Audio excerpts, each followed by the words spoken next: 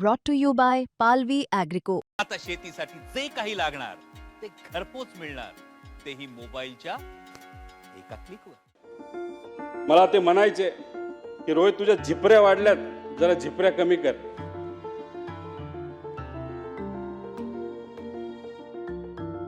त्या दिवशी एक आदरांजली म्हणून इथं मी माझे केस कापले. ते मला म्हणायचे तू जरा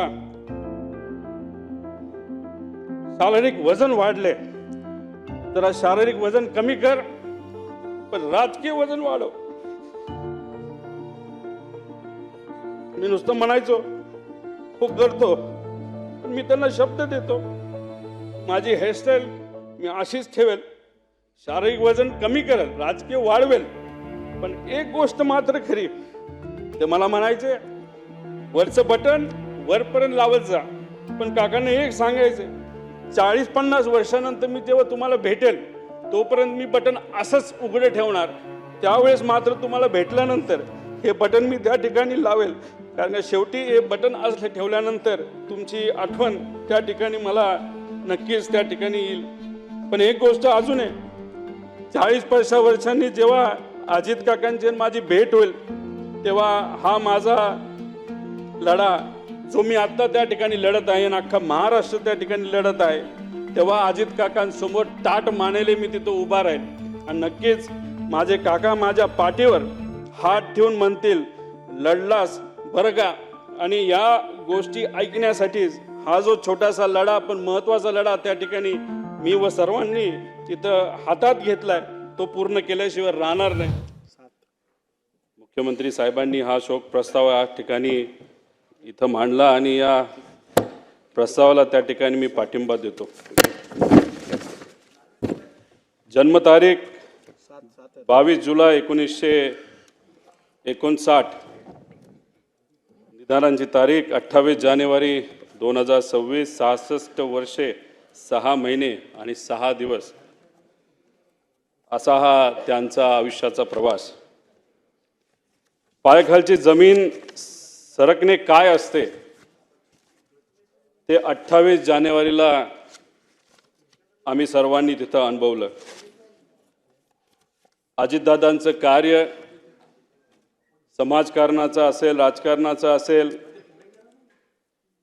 हे 40 वर्षापेक्षा जास्त आहे. माझं वय 40 आहे, म्हणजे माझ्या वयापेक्षा जास्त अनुभव हा अजित काकांचा राजकारणामध्ये त्या ठिकाणी होता. आणि या सगळ्या गोष्टींबद्दल काही मिनिटात बोलणं हे तसं सोपं नाही. कितीही पानं वाचली तरी त्यांचा राजकीय प्रवास, सामाजिक प्रवास, त्यांनी केलेलं कामं, जेवढं बोलेल तेवढं कमी आहे, अशी ही परिस्थिती आहे. 1982 मध्ये छत्रपती सहकारी साखर कारखान्याचे संचालक म्हणून ते निवडून आले. त्यावेळेस सुरू झालेला प्रवास हा 2026 पर्यंत राज्याचे उपमुख्यमंत्री म्हणून काही काळ अजून त्यांना मिळालं असतं, काही वर्ष त्यांना मिळाली असती तर या महाराष्ट्राचं सर्वात प्रमुख राजकीय स्थान म्हणजे मुख्यमंत्री सुद्धा अजितदादा झाले असते, असा विश्वास हा आम्हा सगळ्यांना महाराष्ट्रातल्या जनतेला अध्यक्ष महोदय त्या ठिकाणी आहे. या विधानसभेमध्ये आल्यानंतर अजून सुद्धा दादा कुठं बसलेत आमच्याकडे लक्ष ठेवून असतील. अधिवेशनामध्ये येत असताना अजून पण आपल्या सर्वांना आठवत असेल त्यांची कपडे घालण्याची स्टाईल, कधीतरी गॉगल घालणार, त्यांच्याबरोबर आमदारांचा घोळका, कार्यकर्त्यांचा घोळका. मीडियाबरोबर जर मी बोलत असेल तर मागून मिश्किलपणे एखादा टोमणा त्या ठिकाणी त्यांचं मारणं असेल.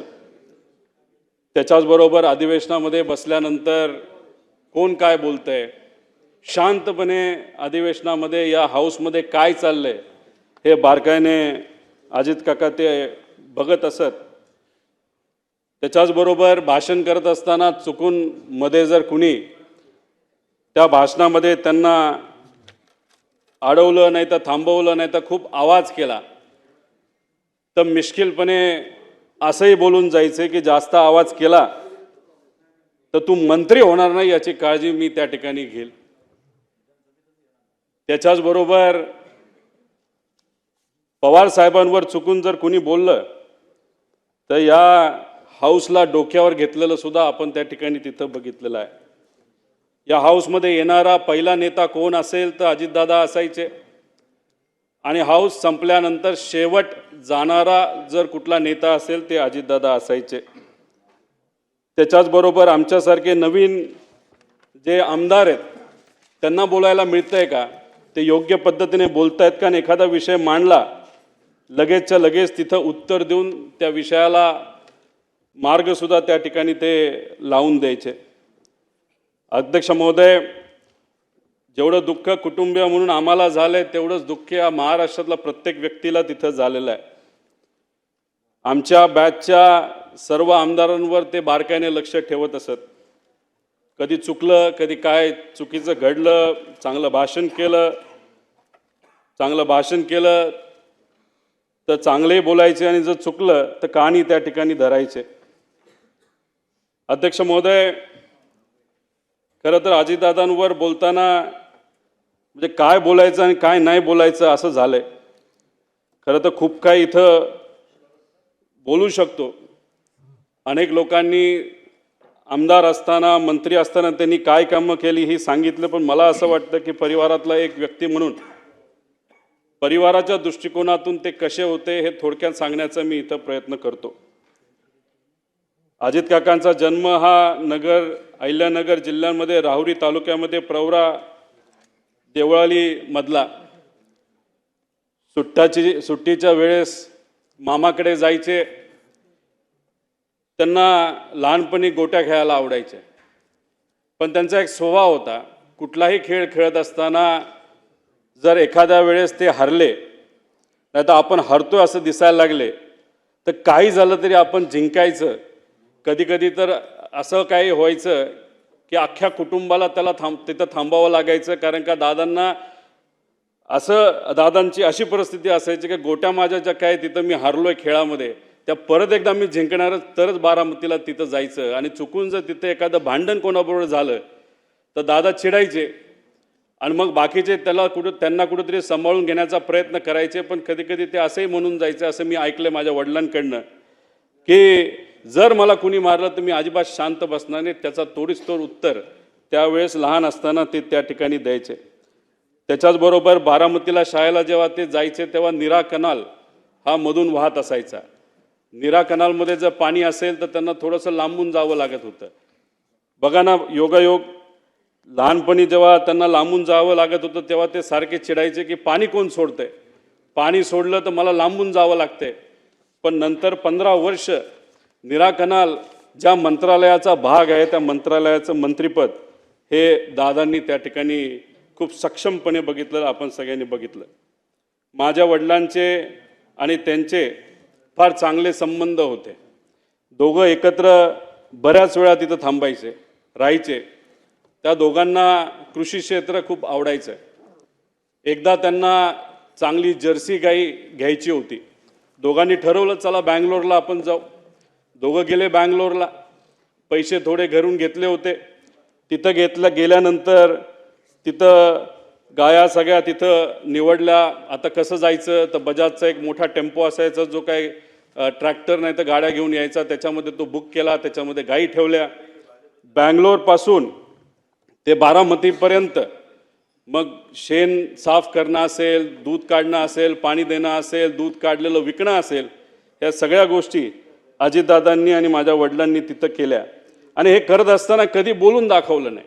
सहसा सगळ्यांची सवय असते की आमचं लहानपण कसं होतं, किती अडचणीचं होतं, हे सातत्याने अनेक लोक तिथं बोलून दाखवतात, पण दादांनी कधी ते तिथं बोलून दाखवलेलं नाही. त्याच्याचबरोबर असेही काही अनुभव मी ऐकलेले आहेत की जेव्हा लहानपणी ते श्रीनिवास काका असतील असं चालत मातीच्या रस्त्याने जायचे आणि जात असताना जेव्हा रस्त्यावर एखादा दगड असेल, काटा असेल ना तर काही असेल तर ते साईडला सारून ठेवायचे. की त्यांचं म्हणणं असायचं की ठीक आहे, आपण आता चालतोय, आपल्याला दगड दिसतो तर तो बाजूला करूया, म्हणजे मागून येणारी एखादी गाडी असेल, बैलगाडी असेल, त्याला कुठं त्या ठिकाणी त्रास होऊ नये. म्हणजे दुसऱ्याची काळजी कशी घ्यायची ही लहानपणीपासून दादांनी त्या ठिकाणी जपून ठेवलं होतं. त्याच्याचबरोबर शेतामध्ये जात असताना गाजर गवत असेल नाही तर अजून कुठलं काय असेल तर ते उपटायचं आणि बांधावर काढून ठेवायचं. आणि लहानपणी कोल्हापुरात शहाजी महाराजांच्या शाळेमध्ये, राजश्री शाहू महाराजांच्या शाळेमध्ये त्या ठिकाणी गेल्यानंतर पुरोगामी विचाराचा पगडा त्यांच्या मनावर, ध्यानावर आणि विचारांवर त्या ठिकाणी बसला. अध्यक्ष महोदय, फार लहान म्हणजे कदाचित ते 18 ते 20 वर्षाचे असतील तेव्हा वडिलांचा अकाली निधन त्या ठिकाणी झालं. आणि ते झाल्यानंतर शेतीची पूर्णपणे जबाबदारी काकांवर तिथं आली. आणि त्याच्यामध्ये कष्ट कसे करायचे, शेतीत नवीन प्रयोग कसे करायचे हे कुठं ना कुठंतरी सातत्याने ते तिथं समजून घेत होते. त्याच्याचबरोबर आदिदादांच्या वडिलांचं निधन झाल्यानंतर अनंतराव आजोबा हे वारल्यानंतर पवार साहेबांनी दादांची फार मनापासून काळजी घेतली. स्वतःच्या पोटच्या पोरासारखं त्यांना त्या ठिकाणी वाढवलं. आणि दादांनी सुद्धा पवार साहेबांचा आदर हा शेवटपर्यंत त्या ठिकाणी ठेवला. त्याच्याचबरोबर जसे जसे अजितदादा स्वतःला सिद्ध करत गेले तसे तसे पवार साहेबांनी अधिकची जबाबदारी ही दादांवर त्या ठिकाणी टाकली. शेतीमध्ये बोलत असताना शेतीमध्ये नवीन टेक्नॉलॉजी आपल्याला कशी आणता येईल यासाठी अजितदादा नेहमी तिथं प्रयत्न करत. एक तर अनुभव असा आहे की त्या काळामध्ये त्यांनी टमॅटोची शेती केली होती आणि ती शेती केल्यानंतर खूप चांगल्या पद्धतीचं उत्पादन आलं आणि त्यावेळेस 80,000 रुपये एवढे विक्रमी भाव त्यांना तिथं मिळाला होता. आणि त्या बाबतीत पवार साहेबांनी आणि आसपासच्या शेतकऱ्यांनी सुद्धा त्यांचं अभिनंदन तिथं त्या ठिकाणी केलं होतं. अध्यक्ष महोदय, ह्या सगळे अनुभव का सांगतोय कारण का जेवढं बोलू तेवढं तिथं कमी आहे. शेतकऱ्यांबद्दल अजितदादांना नेहमी आदर असायचा. शेतकऱ्याचा जी एक क्वालिटी असते की काही झालं तरी हार नाही मानायची, हीच क्वालिटी ही अजितदादांमध्ये अध्यक्ष महोदय त्या ठिकाणी होती. अध्यक्ष महोदय, राजकारणामध्ये आल्यानंतर त्यांनी खूप मोठ्या प्रमाणात कामं केलेली आपल्या सगळ्यांना तिथं माहिती आहे. पण राजकारणात येत असताना त्यांचं वय किती होतं तर फक्त 23 वर्षाचं होतं. 1982 मध्ये त्यांनी श्री छत्रपती सहकारी साखर कारखान्या निवडणुकीमध्ये तिथं डायरेक्टर झाले. तिथून त्यांची तिथं सुरुवात झाली. त्याच्यानंतर जिल्हा सहकारी बँक, शिक्षण संस्था, दूध संस्था, क्रीडा संस्था, खासदार, आमदार, मंत्री, कॅबिनेट मंत्री, विरोधी पक्ष नेते अशा पद्धतीने विविध पदं भूषवली. पण त्या पदं भूषवत असताना खूप मनापासून त्या पदासाठी न्याय देण्याचा प्रामाणिकपणे त्यांनी त्या ठिकाणी प्रयत्न केला. कुठेही असं केलं नाही की मला हे पद मिळालं त्या पदाचा वापर फक्त मला झाला पाहिजे. सकाळपासून संध्याकाळपर्यंत लोकांच्या हितासाठी त्यांनी त्या ठिकाणी काम केलं. आणि हे काम करत असताना त्या विभागाचे जे कुठले अधिकारी असतील त्या अधिकाऱ्यांना सुद्धा विश्वासात घेतलं. एखादा चांगला अधिकारी एखादी चांगली गोष्ट सांगत असेल आणि आपण मंत्री आहोत म्हणून त्याचा आवाज बंद करायचा नाही तर त्याला कमी लेखायचं, हे कधी दादांनी तिथं केलेलं नाही. आणि त्यामुळेच अधिकाऱ्यांमध्ये सुद्धा दादांबद्दल फार चांगली भावना ही शेवटपर्यंत त्या ठिकाणी राहिली. अध्यक्ष महोदय, त्या दादांकडे जर आपण पदं बघितली तर अनेक मोठी पदं आहेत. त्या पदामध्ये म्हणजे फारच, पण बऱ्याच लोकांनी त्या विषयावर बोलल्यामुळे मी काही जास्त त्याच्यात बोलत नाही. फक्त एकच सांगतो, अजितदादांबद्दल बोलत असताना बऱ्याच लोकांना काही गैरसमजसुद्धा होते. दादांचा स्वभाव खूप कडक आहे असं लोक म्हणायचे. पण मगाशी जसं उदाहरण दिलं, दादा एका फणसासारखे होते, बाहेरून एकदम कडक पण आतून एकदम गोड, तसा त्यांचा तिथं स्वभाव असायचा. पण काही स्वार्थी व्यक्तिगत विषय घेऊन, बेकायदेशीर विषय घेऊन येणाऱ्या लोकांबद्दल मात्र ते चीड करायचे. पण एखादा सामान्य व्यक्ती त्यांच्याकडे आला तर लगेचच्या लगेच तिथं काम आपल्याला कसं करून घेता येईल याचं प्राधान्य ते नेहमी त्या ठिकाणी देत असायचं. त्याच्याचबरोबर असे काही जण म्हणायचे की त्यांना राजकारण सोडून दुसऱ्या कशातच रस नाही. पण एखादे चांगले चित्र असेल, चांगली कलाकृती असेल तर नक्कीच त्याला त्या ठिकाणी ते वेळ द्यायचे. चांगली गाणी, जुनी गाणी ही गायला ऐकायला त्यांना त्या ठिकाणी आवडायचं. त्याच्याचबरोबर त्यांना पिक्चर बघायला सुद्धा आवडायचं.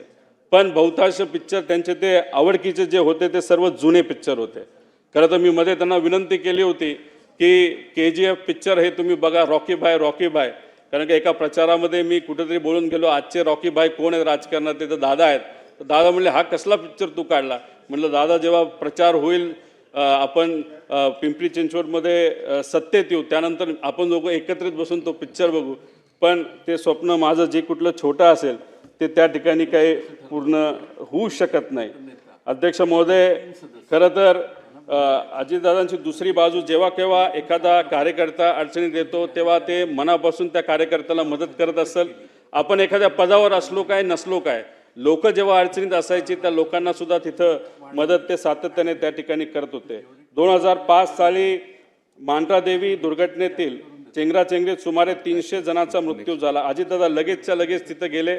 जी काय मदत आपल्याला शासनाकडनं, प्रशासनाकडनं आणि व्यक्तिगत करता येईल ती मदत तिथे असणाऱ्या लोकांना व त्यांच्या नातेवाईकांना तिथं केली. अध्यक्ष महोदय, पक्ष संघटना बांधणीमध्ये सुद्धा त्यांचं खूप मनापासूनचं लक्ष तिथं असायचं. कार्यकर्त्याला काय लागतं, कसं लागतं, त्यांना मदत कशी आपल्याला करता येईल, त्याच्याचबरोबर तरुणांना राजकारणाकडे आकर्षित करणं हे काय सहसा सगळ्यांना जमतं असं नाही. पण दादांच्या अवतीभोवती हे युवा कार्यकर्ते सातत्याने असायचे.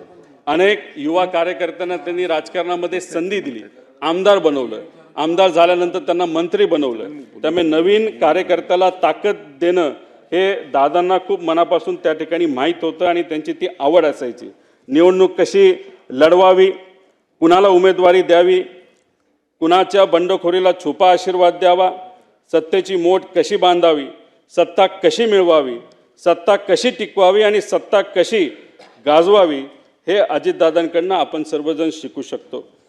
अध्यक्ष महोदय, खरं तर दादा जे काम मिळेल ते आपण करायचं.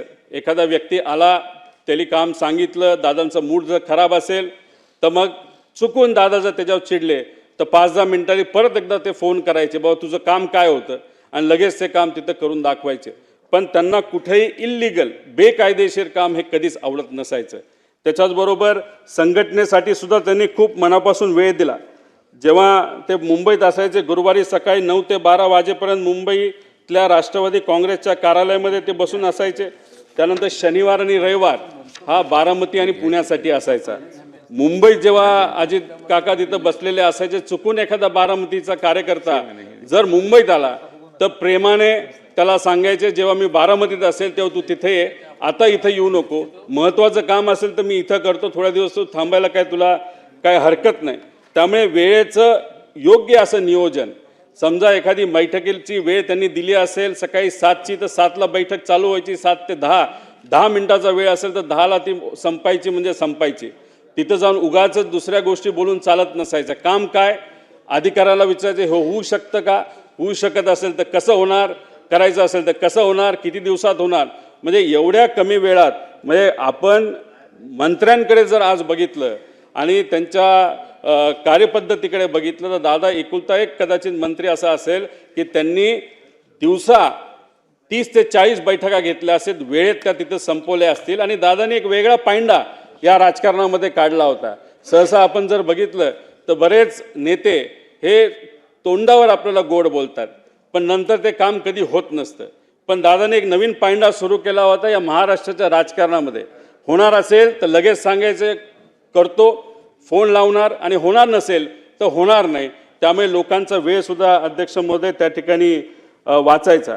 त्याच्याचबरोबर मंत्री म्हणून जे सिंचन क्षेत्रातलं काम त्यांनी खूप मोठ्या प्रमाणात केलं. पाटबंधारे मंत्री असताना सुद्धा त्यांनी खूप मोठ्या प्रमाणात कामं केली. विदर्भासाठी, मराठवाड्यासाठी, पश्चिम महाराष्ट्र, कोकण, उत्तर महाराष्ट्र यासाठी त्यांनी तिथं काम केलं.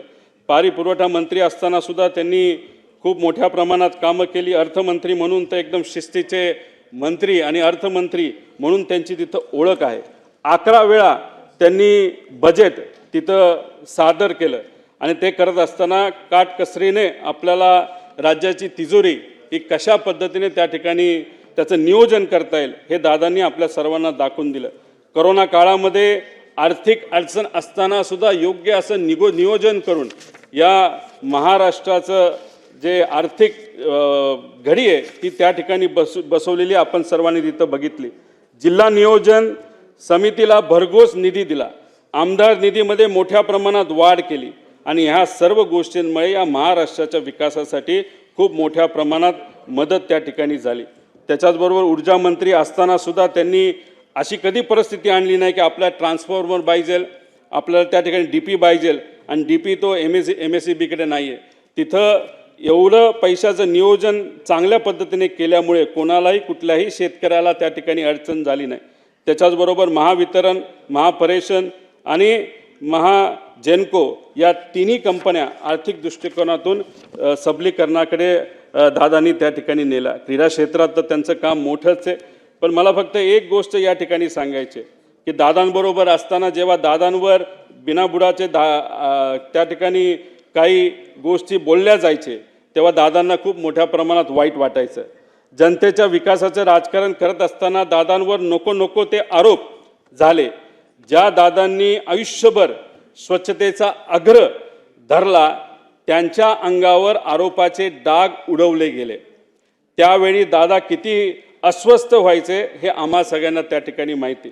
विशेष म्हणजे यातील एकही आरोप या मंडळींना सिद्ध करता आला नाही. उलट ज्यांनी त्यांच्यावर आरोप केले त्यांनीच नंतरच्या काळामध्ये त्यांची प्रशंसा केलेली आपण सर्वांनी बघितली. मी खरं तर विनंती करतो की आज दादा आपल्यामध्ये नाही आहेत. जे आरोप झाले ते कधी सिद्ध झाले नाही, ते आरोपच होते, नाही तर राजकीय कदाचित भाषणं असू शकतात. आणि मग अशा पद्धतीने जर आरोप त्यावेळेस केले असतील तर आज दादा जर आपल्यात नसतील तर ते आरोप आणि ते डाग आज जर आपल्याला पुसता आले तर त्यासाठी प्रयत्न झाले पाहिजे.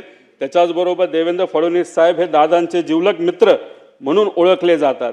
त्यांना मी विनंती करतो की हे जे खोटे सगळे आरोप आहेत एका गठोड्यात तिथं भरून या समुद्रामध्ये जर टाकून दिले तर मग मला असं वाटतं की त्यांना ती आदरांजली, खऱ्या अर्थाने आदरांजली असं आपल्याला कुठेतरी म्हणावं लागेल. अध्यक्ष महोदय, बाकी संस्थेमध्ये पण त्यांचं कार्य खूप मोठं होतं. काकांनी PDCC बँक असो, विद्या प्रतिष्ठान असो, VSI, PDEA अशा इतर संस्थांमध्ये सुद्धा खूप चांगल्या पद्धतीने काम केलं. PDCC बँकेचं नाव हे अख्ख्या भारतामध्ये फार आदराने कोऑपरेटिव्ह सेक्टरमध्ये तिथं घेतलं जातं. अजितदादा आणि बारामतीचं नातं फारच वेगळं आहे. दादा बारामतीवर खूप मनापासून प्रेम करायचे आणि बारामतीकर दादांवर खूप मनापासून प्रेम करायचे. तिथं गेल्यानंतर कुठलाही विषय असेल तर दादा लगेचच्या लगेच तिथं लोकांचा सोडवायचे. झाडाकडे जेवढं लक्ष असायचं तेव्हा झाडाच्या फांद्यांकडे सुद्धा लक्ष असायचं. एखाद्या गावामध्ये काय कुठली अडचण आहे, कोणाची अडचण आहे, कशा पद्धतीने आपल्याला काम करता येईल, ॲडमिशनचा विषय आहे का, MIDCचा विषय आहे का, नोकरीचा विषय आहे का, लाईटचा विषय आहे का, एवढा मोठा नेता असताना, या राज्याचा उपमुख्यमंत्री असताना सुद्धा एखाद्या व्यक्तीला, बारामतीच्या एखाद्या व्यक्तीला एखादा विषय सांगितला, एखादी अडचण सांगितली तरी लगेचच्या लगेच ती आपल्याला कशी सोडून देता येईल याचा प्रयत्न हा अजितदादाने तिथं केला. बारामती पॅटर्न काय असतं हे पवार साहेबांच्या विजनली अजितदादांनी त्या ठिकाणी सगळ्यांना दाखवून दिलं. विरोधक सुद्धा बोलत असताना भाषणात सांगतात की आम्ही या भागामध्ये बारामती करून दाखवतो.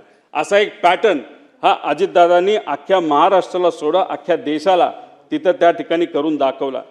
तसंच काहीतरी पिंपरी चिंचवडमध्ये सुद्धा विकासाच्या माध्यमातून तिथं चांगल्या गोष्टी केलेल्या आपण सर्वांनी तिथं बघितल्या. अध्यक्ष महोदय, किती कमिटेड होते दादा काका हे मी तुम्हाला एका उदाहरणाच्या माध्यमातून तुम्हाला सांगतो. पुणे जिल्हाधिकारी कार्यालयाचं उद्घाटन 2014 मध्ये झालं. हे बिल्डिंग कुणी मान्य केली होती तर दादांनी त्याची मान्यता दिली होती. डिझाईन त्यांनी बघितलं होतं. तिथं कॉन्ट्रॅक्टर जो काही कॉम्पिटिटिव्ह बिडिंगच्या माध्यमातून आला होता, त्यानंतर आर्किटेक्टपासून सगळ्या गोष्टी दादांनी बघितल्या होत्या. फक्त 2014ला सत्ता बदलली आणि त्या बिल्डिंगच्या उद्घाटनासाठी दादांना बोलवलं गेलं नाही.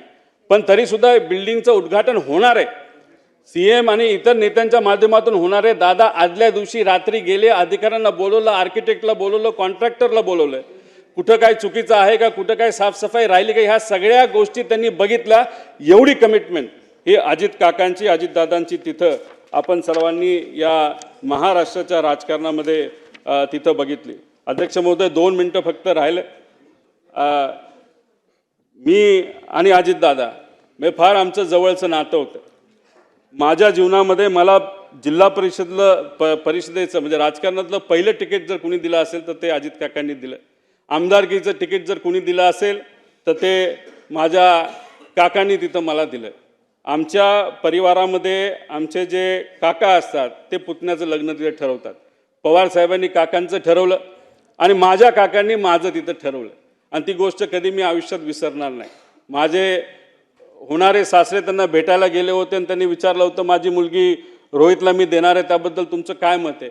एक सेकंड सुद्धा त्यांनी तिथं लावला नाही. म्हणाले की होतकरू मुलगा आहे, कष्टाळू मुलगा आहे, विजन घेऊन चालतो, लगेचच्या लगेच तिथं लग्न करून टाक. आणि स्वतः आजारी असताना सुद्धा काका तिथं लग्नाला आले होते. आणि तिथं आदरातिथ्य जर तुम्ही बघितलं तर त्यांच्याच मुलाचं लग्न आहे अशा पद्धतीने त्या दिवशी ते तिथं वावरत होते. आणि त्या पद्धतीने त्यांनी तो आशीर्वाद तिथं मला दिला. अहो, जेव्हा पक्ष वेगळा झाला तेव्हा काही प्रमाणात दादांकडनं साहेबांबद्दल काही गोष्टी बोलल्या गेल्या असतील, आम्ही तिथं बोललो गेलो असेल. पण काही दिवसांपूर्वी जेव्हा काका आणि आम्ही सर्वजण बारामती हॉस्टेलला भेटलो होतो, आम्ही तिथं सातत्याने चर्चा करत होतो. गेल्या काही महिन्यांमध्ये दादांबरोबर फार जवळून काम करण्याची तिथं संधी मला मिळाली. एक विकास लवांडे नावाचा कार्यकर्ता आहे. अजितदादांवर अतिशय झाल पद्धतीने त्यांनी टीका केली होती जेव्हा पवार साहेबांना सोडलं होतं. तेव्हा ते विकास लवांडेंना काही 1.5 महिन्यापूर्वी दादांना भेटवलं. दादा, हे विकास लवांडे. तेव्हा दादांनी सांगितलं, मीच त्याला पक्षामध्ये आणलंय. अहो दादा, तुमच्या विरोधात त्यांनी खूप काय बोलले म्हणतो, तुम्हाला भेटायला घाबरतोय. तेव्हा दादा म्हणाले, अरे तू बोलला हे बरोबर आहे, पण मी पण बोललो होतो ना पहिलं दुसरं भाषण, त्यामुळे मी पण चुकलो, तू पण चुकला. आता काय नाही, आता आपल्याला एकत्र एका विचाराने त्या ठिकाणी काम करायचं. अशा मोठ्या मनाचे हे माझे काका त्या ठिकाणी होते. त्याच्याचबरोबर अध्यक्ष महोदय, शेवट काही गोष्टी बोलत असताना प्रशासनावर वचक असणारा नेता गेला, जाती धर्माच्या पलीकडे काम करणारा नेता गेला, सूर्याशी स्पर्धा करणारा नेता गेला, सूर्य उगवण्याआधी कामाला सुरुवात व सूर्य मावळल्यानंतर काम बंद करणारा नेता गेला. अजितदादांच्या जाण्याने महाराष्ट्राच्या राजकारणातील एक लोकनेता गेला. महाराष्ट्राच्या राजकारणातील रुबाब गेला. बेट्या म्हणून आव्हान देणारा ग्रामीण बाज गेला. महाराष्ट्रातील राजकारणाचा रांगडेपणा गेला. राज्याच्या राजकारणातील बेधडकपणा गेला. राज्याच्या राजकारणातील वेग आणि आवाका गेला. महाराष्ट्रातील राजकारणाचा जिवंतपणा गेला. सगळ्यात महत्त्वाचे, राज्याच्या राजकारणातील मिश्किलपणा गेला. अजितदादा पवार नावाचा जादूगार हसवत हसवत संबंध महाराष्ट्राला निशब्द करून गेला. मला ते म्हणायचे की रोहित, तुझ्या झिपऱ्या वाढल्यात, जरा झिपऱ्या कमी कर.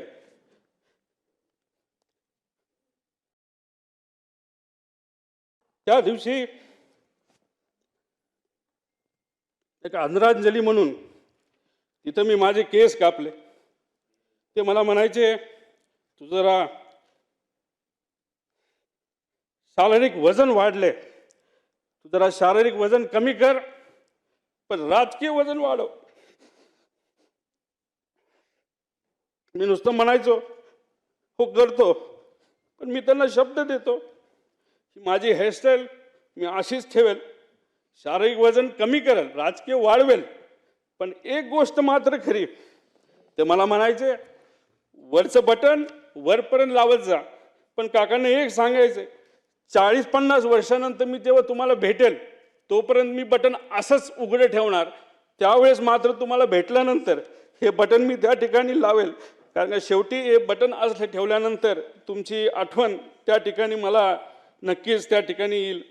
पण एक गोष्ट अजून आहे, 40-50 वर्षांनी जेव्हा अजित काकांची माझी भेट होईल तेव्हा हा माझा लढा जो मी आत्ता त्या ठिकाणी लढत आहे आणि अख्खा महाराष्ट्र त्या ठिकाणी लढत आहे, तेव्हा अजित काकांसमोर ताट मानेले मी तिथं उभा राहील. आणि नक्कीच माझे काका माझ्या पाठीवर हात ठेवून म्हणतील, लढलास बरं का. आणि या गोष्टी ऐकण्यासाठीच हा जो छोटासा लढा पण महत्त्वाचा लढा त्या ठिकाणी मी व सर्वांनी तिथं हातात घेतलाय, तो पूर्ण केल्याशिवाय राहणार नाही. आणि दादांच्या अपघातात जो कोणी जबाबदार असेल, जो कोणी दोषी असेल, त्याला तुरुंगात टाकल्याशिवाय आणि शिक्षा दिल्याशिवाय आम्ही तर त्या ठिकाणी शांत बसणार नाही. तो कितीही मोठा असला आणि कुणी काय असलं तरी आम्ही घाबरणार नाही.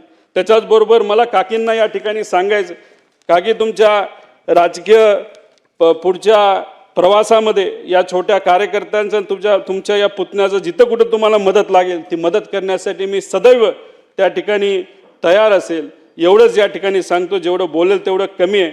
पण आमच्या या काकांच्या विचारावर, काकांच्या स्टाईलनी मी नक्कीच येणाऱ्या काळामध्ये लोकांच्या हितासाठी, महाराष्ट्राच्या हितासाठी त्या ठिकाणी काम करत राहील. धन्यवाद. रामकृष्ण.